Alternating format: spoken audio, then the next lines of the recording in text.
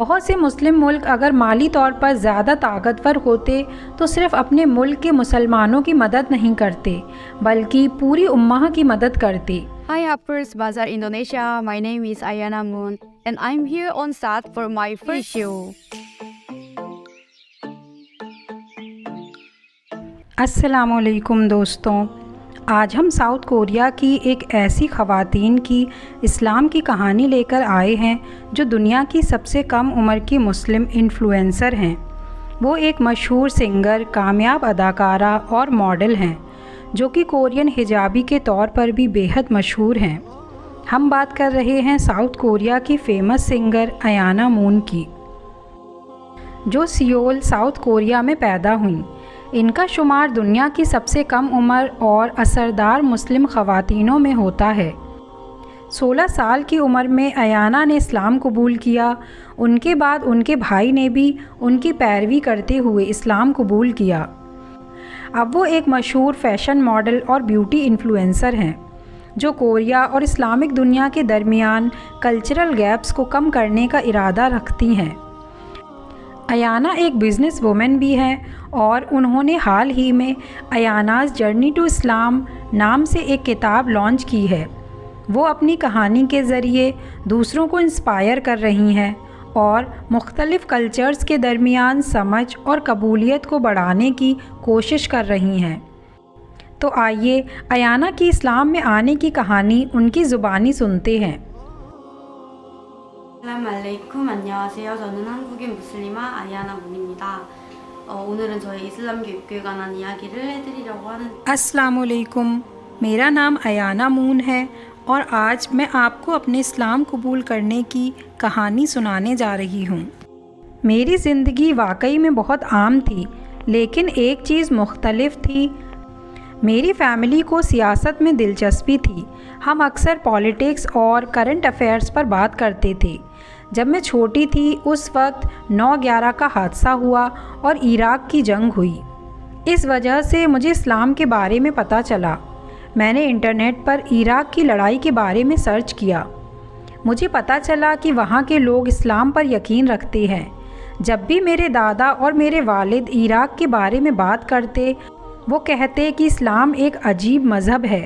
उसमें ख़वातीन अपने चेहरे, बालों, सब कुछ ढकती हैं, जबकि उनका चेहरा बहुत खूबसूरत होता है और अचानक वो कहीं झुकते हैं। मुझे लगता है शायद वो लोग नमाज की बात करते थे और वो कहते थे कि वो सूअर का गोश्त नहीं खाते, लेकिन हम कोरिया में सूअर का गोश्त खाना बहुत पसंद करते हैं। तो इस्लाम के बारे में मैंने 7 साल की उम्र में जाना। मेरे दादा कहते थे कि इस्लाम टेररिज्म का मज़हब है। मेरे ख़्याल से आम तौर पर वो समझते थे कि इस्लाम दहशतगर्दी का मज़हब है। मेरी इस्लाम की तरफ दिलचस्पी 8 या 9 साल की उम्र में शुरू हुई, जब मैंने इंटरनेट पर इराक़ के बारे में सर्च किया। मुझे इस्लाम लफ्ज़ प्यारा लगा और मैंने मुसलमान औरतों की तस्वीरें देखीं जो ढीले लिबास पहनती थीं और अपने चेहरे पर निकाब करती थीं। मेरे दादा जो सियासत में थे, घर पर इराक़ की जंग और इस्लाम पर बात करते थे। इससे मेरी इस्लाम में जिज्ञासा और बढ़ती गई। इस तरह इंटरनेट पर सर्च करने से मुझे इस्लाम के बारे में पता चला। मुझे ये भी पता चला कि मुसलमानों की आबादी 1 बिलियन से ज़्यादा है। मैंने अपने दादा से कहा कि मैंने इस्लाम के बारे में सर्च किया है और मुझे पता चला कि दुनिया में 1 बिलियन से ज़्यादा मुसलमान हैं। लेकिन आप कहते हैं कि ये दहशतगर्दी का मज़हब है, लेकिन मैं इस बात से इत्तेफाक नहीं कर पा रही, क्योंकि अगर बात 100, 1000 या लाख की होती तो शायद वो लोग टेररिस्ट हो सकते थे, लेकिन 1 बिलियन लोगों का टेररिस्ट होना मुझे समझ नहीं आता। ये मेरी तरफ से एक लॉजिकल आर्ग्यूमेंट था उनकी बात के ख़िलाफ़। हर वीकेंड पर मेरी माँ मुझे बुक स्टोर ले जाती थी और वहाँ से मैं वो सब किताबें ख़रीदती जो मैं पढ़ना चाहती थी। मैंने उस बुक स्टोर से इस्लाम और मिडिल ईस्ट पर सारी किताबें ख़रीद लीं, क्योंकि अक्सर मैं दूसरी तरह की करंट अफेयर्स की किताबें पढ़ती थी। मैं वो सब किताबें पढ़ने लगी और मैंने इस्लाम और मिडिल ईस्ट कल्चर पर बहुत सारी डॉक्यूमेंट्रीज़ भी देखीं। मैंने एक प्रोफ़ेसर को ईमेल भी भेजा कि मैं एलिमेंट्री स्कूल से हूँ, मैं आपकी किताब पढ़ती हूँ और मुझे कुछ और जानना है। फिर मैंने सिर्फ इस्लाम और मिडिल ईस्ट कल्चर के बारे में पढ़ना जारी रखा क्योंकि मुझे ये बहुत दिलचस्प लग रहा था। हमारा मुल्क वेस्टर्न कल्चर से बहुत मुतासिर है, ख़ासकर अमेरिका से, और मुझे लगता है कि ये गलत नहीं है। लेकिन मैंने समझा कि इस दुनिया में एक अलग दुनिया भी है। जब मैं हाई स्कूल में थी तब मुझे ख़्याल आया कि आगे पढ़ने के लिए मुझे कोई अच्छी यूनिवर्सिटी चुननी होगी, साथ ही कोर्स भी जो मैं करना चाहती हूँ। तभी मुझे मिडिल ईस्ट के एक इवेंट का पता चला। मैंने भी वहाँ जाने की कोशिश की और उन्हें एक लेटर भेजा। मेरा लेटर एक्सेप्ट हो गया और उन्होंने मुझे आने दिया। वो कॉन्फ्रेंस काफ़ी बड़ी थी और वहाँ कोरिया और अरब मुल्कों के मिनिस्टर्स आए हुए थे। मैं अपने स्कूल यूनिफॉर्म में गई। वहाँ सब लोग मुझे पूछते, आप हाई स्कूल की स्टूडेंट हैं, आप यहाँ क्या कर रही हैं? मैंने जवाब दिया, मैं इस चीज़ में बहुत दिलचस्पी रखती हूँ, इसलिए मैं जानना चाहती हूँ कि असल में कोरिया का मिडिल ईस्टर्न मुल्कों और अरब मुल्कों से क्या ताल्लुक़ है। वो शायद मेरे कॉन्फिडेंस से मुतासिर हुए या शायद उन्होंने महसूस किया कि ओह ये लड़की बहुत क्यूट है, तो उन्होंने मुझे एक बहुत पुराने आदमी से मिलवाया। वो असल में सऊदी का पुराना एम्बेसडर था और फिर उसने मुझे फॉरेन अफेयर्स के मिनिस्टर से भी मिलवाया। और अचानक, मुझे नहीं पता था वो कौन है, लेकिन अचानक उसने मुझे मिनिस्टर से मिलने के लिए कह दिया। उसने मिनिस्टर से कहा वो सिर्फ़ एक स्टूडेंट है लेकिन उसकी जज्बात मुझे पसंद हैं, इसलिए मैं उसे आपसे मिलवाना चाहता हूँ। फिर मिनिस्टर ने मुझे अपने पीछे बैठने दिया। मैं सिर्फ़ एक स्टूडेंट थी और वहाँ थी। उसके बाद मैं इसी तरह के कई इवेंट्स में गई। मैंने रियलाइज़ किया कि वहाँ बहुत सारे diplomats, professors, politicians, graduates, under graduates और डॉक्टरेट स्टूडेंट्स हैं। छोटी उम्र होने के बावजूद उस वक्त मुझे ये सब लोग अपने कॉम्पिटिटर लगते थे और मुझे लगता था कि आने वाले समय में मैं इन सब से इल्म में मुकाबला करूँगी। मैं चाहती थी कि मैं टॉप पर रहूँ। मैं चाहती थी कि मैं पॉलिटिशियन और प्रोफेसर दोनों बनूँ। मैं ये समझती थी कि मैं उन सब पर कैसे फाजिल हो सकती हूँ, मेरे इल्म को उनसे ज़्यादा गहरा मैं कैसे बना सकती हूँ। जब मैं हाई स्कूल में थी तो मुझे ये समझ आया कि मिडिल ईस्ट और अरब मुल्कों की हर चीज़ इस्लाम से आती है। कानून, मईशात, कल्चर, सब कुछ, हत्ता के मज़हब भी। उस वक्त मैं सोचती थी कि ये सिर्फ़ एक चीज़ है जो मैं फ्यूचर में पढ़ना चाहती हूँ, लेकिन फिर मुझे ये समझना पड़ा कि मिडिल ईस्टर्न मुल्कों को समझने के लिए मुझे इस्लाम को समझना पड़ेगा। तो मैंने इस्लाम के बारे में काफ़ी कुछ पढ़ा। मुझे लगा कि मज़हब में कोई मसला नहीं है, शायद मसला लोग हैं। लेकिन कन्वर्ट होने का मैंने कभी नहीं सोचा, क्योंकि कन्वर्ट होना आसान नहीं है, क्योंकि इसका मतलब है कि कोरिया में जो कुछ भी आपका है उसे आप होने को तैयार हों। कोरिया के सारे पॉलिटिशियंस के पास 3 मज़हब हैं, बौद्ध, कैथोलिक और प्रोटेस्टेंट। मैं जानती हूँ कि वो सब बौद्ध मज़हब को मानते हैं, लेकिन वोट लेने के लिए वो अचानक चर्च चले जाते हैं और वहाँ दुआ करते हैं। कोरिया में इस्लाम कबूल करना या उस पर चलना कोई आसान बात नहीं है। मेरे वालिद को जब मेरे इस्लाम कबूल करने का पता चला तो उनका रिएक्शन बहुत ड्राई था, क्योंकि उनको समझ ही नहीं आया कि शहादा क्या है।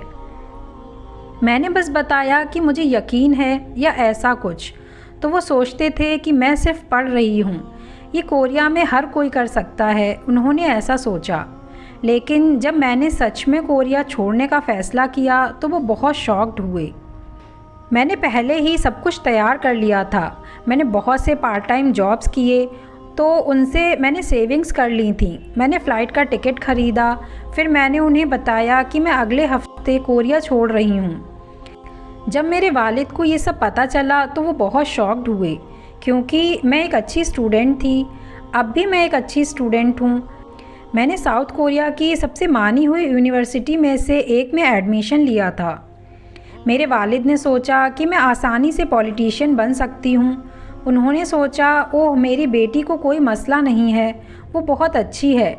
सब कुछ एक अच्छे स्टूडेंट के तौर पर परफेक्ट था। मेरे टीचर्स भी मुझे देखकर हमेशा हैरान होते थे। खैर, मैंने जाने के लिए मलेशिया चुना। मैं अरब मुल्क जाना चाहती थी, पर उसमें कुछ मसले थे।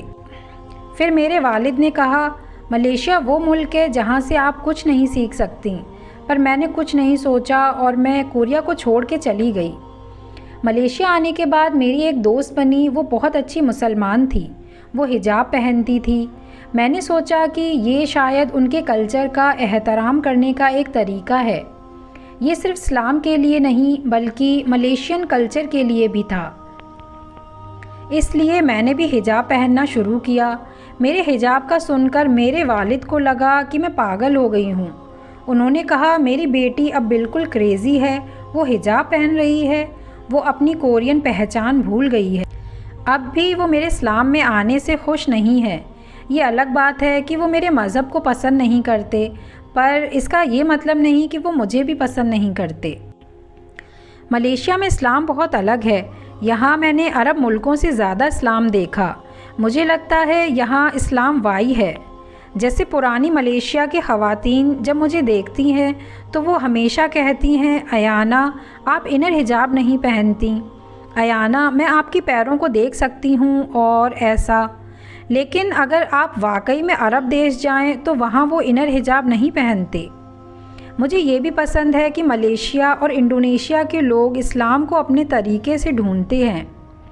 मतलब वो सऊदी का ख़यालात पर ज़्यादा डिपेंड नहीं करते, क्योंकि उनके पास अपना ख़याल भी है। और वो वाकई में बहुत इल्म रखने वाले लोग हैं, क्योंकि वो बहुत पढ़ते हैं। ख़ासकर मलेशिया में। मेरे ख़्याल से मलेशिया इस्लाम की दुनिया का दिल बन सकता है, क्योंकि मलेशिया वो मुल्क है मुझे लगता है जो इंडस्ट्रियलाइजेशन होने के दौरान भी इस्लाम को संभाल रहा है। आप जानते हैं ज़्यादातर मुल्क इस्लाम का असल रंग बदल देते हैं, लेकिन मलेशिया अब भी हलाल हब है। तो मुझे ये पसंद है कि वो इस मज़हब को अपने तरीके से संभालते हैं। लोगों की मुस्लिम ख़वातीन के बारे में बहुत गलत सोच मन में बैठी है, शायद मीडिया की वजह से। तो जब मैं कन्वर्ट हुई मुझे काफ़ी अजीब अजीब कमेंट्स आते थे। ये कभी कभी मुझे थोड़ा अनकंफर्टेबल कर देते थे। लेकिन जब से मैंने इस्लाम के बारे में ज़्यादा पढ़ाई की और दूसरी नॉलेज के बारे में भी, मेरे लिए अब ये मैटर नहीं करता कि मुझे इन मामलात में बहुत सेंसिटिव होना चाहिए। ये एक ऐसी चीज़ है जो अब मैं समझती हूँ और अब मैं कोशिश करती हूँ कि कुछ पॉजिटिव चीज़ें ढूंढ लूँ, इवन ऐसे हालात में भी। लेकिन मेरे लिए, जैसे मेरे पास इतने माइनॉरिटी एलिमेंट्स हैं, मैं एक औरत हूँ, जवान और मुसलमान, हिजाबी, और यहाँ भी मैं एक फ़ॉरेनर हूँ। लेकिन ये एलिमेंट्स असल में मेरी कहानी को बहुत ड्रामेटिक बनाते हैं। मैं वाकई में सोसाइटी को टैकल कर सकती हूँ। जैसे कोरिया में बहुत से लोग, ज़्यादातर लोग समझते हैं कि मुस्लिम्स अनपढ़ होते हैं, बदबू देते हैं, गरीब हैं या जो भी। तो मैं एक मिसाल बनना चाहती हूँ कि लोग जब भी ऐसा सोचें तो उन्हें मेरा ख्याल आए कि ओह, अनाया भी एक मुसलमान है। मेरे लिए इस्लाम वाकई में मेरे आप से बहुत कंपैटिबल है, क्योंकि मुझे पढ़ाई करना पसंद है और फिर इस्लाम वाकई में अक़ल, जहनियत पर ज़ोर देता है। तो मुझे ये अच्छा लगता है। मुझे नहीं पता कि क्या ये दूसरे लोगों के लिए जवाब है, लेकिन जो मैं कहना चाहती हूँ वो ये है कि जब भी मैं इस्लाम के बारे में नॉलेज ढूंढती हूँ, असल में ये मेरे ईमान को और बढ़ाता है। और फिर मैं चाहूँगी कि किसी तरह दूसरे कोरियन लोग भी इससे इंस्पायर हो सकें, क्योंकि इस्लाम सिर्फ ईमान के बारे में नहीं और ये सिर्फ नमाज के बारे में भी नहीं है, लेकिन हम दूसरी चीज़ें भी एक्सप्लोर कर सकते हैं। और फिर इस्लाम वाकई में बहुत फ्लेक्सिबल मज़हब है। शायद ये चीज़ दूसरे लोगों को इंस्पायर कर सकती है। मुझे लगता है शायद मैं एक मिसाल दूंगी जहां ये सिर्फ ईमान नहीं लेकिन अमल का ज़रिया है। तो मैं पॉलिटिक्स को सिर्फ पावर हासिल करने का ज़रिया नहीं देखती, लेकिन ये इंसानियत और उम्मा की खिदमत है।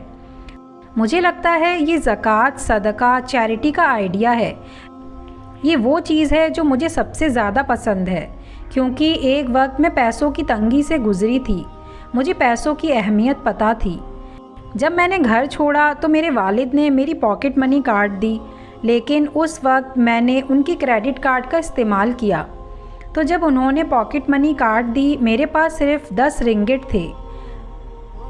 जब मेरे वालिद ने पॉकेट मनी देने से इनकार कर दिया, मैं बहुत सारे पार्ट टाइम जॉब्स करने लगी। मैं ट्यूटर बन गई, रेस्टोरेंट में वेट्रेस बन गई। मैं हफ्ते में 7 दिन पार्ट टाइम काम करती रही और फिर मुझे कुछ सेविंग्स मिल गई और फिर मैं मलेशिया आई।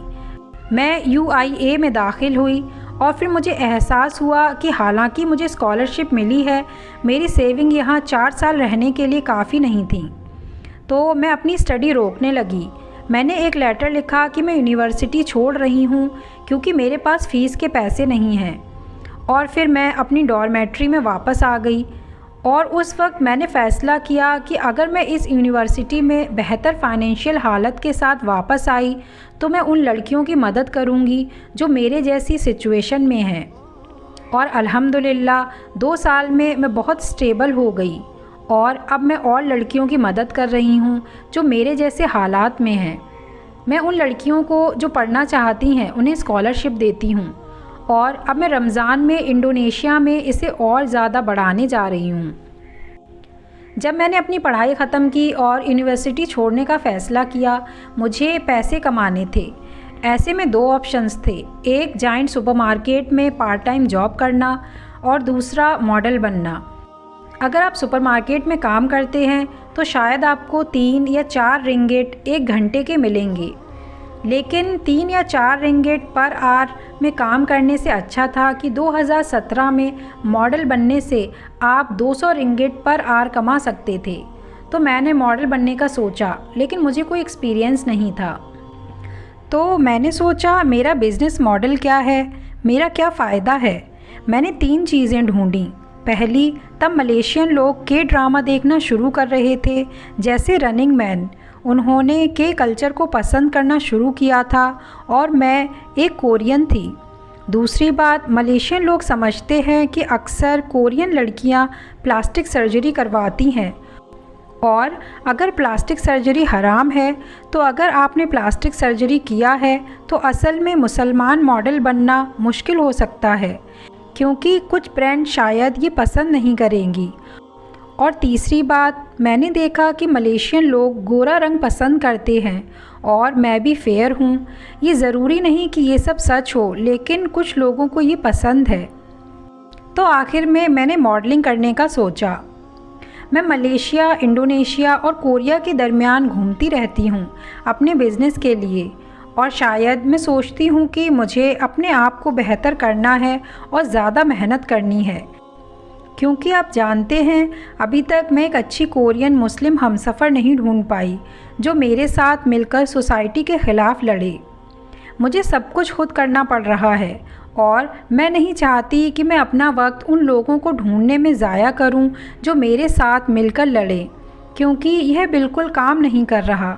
इसलिए मैंने फ़ैसला किया है कि मैं सिर्फ़ अपने आप पर ध्यान दूंगी, अच्छी शख्सियत बनूंगी जो तालीम याफ्ता, माली तौर पर मुस्तहकम हो और अच्छे अखलाक रखती हो, और एक दिन मैं दुनिया की सबसे असरदार मुस्लिम शख्सियत बनने का ख्वाब देखती हूँ, सिर्फ़ इंडोनेशिया, मलेशिया और कोरिया में नहीं बल्कि दुनिया भर में।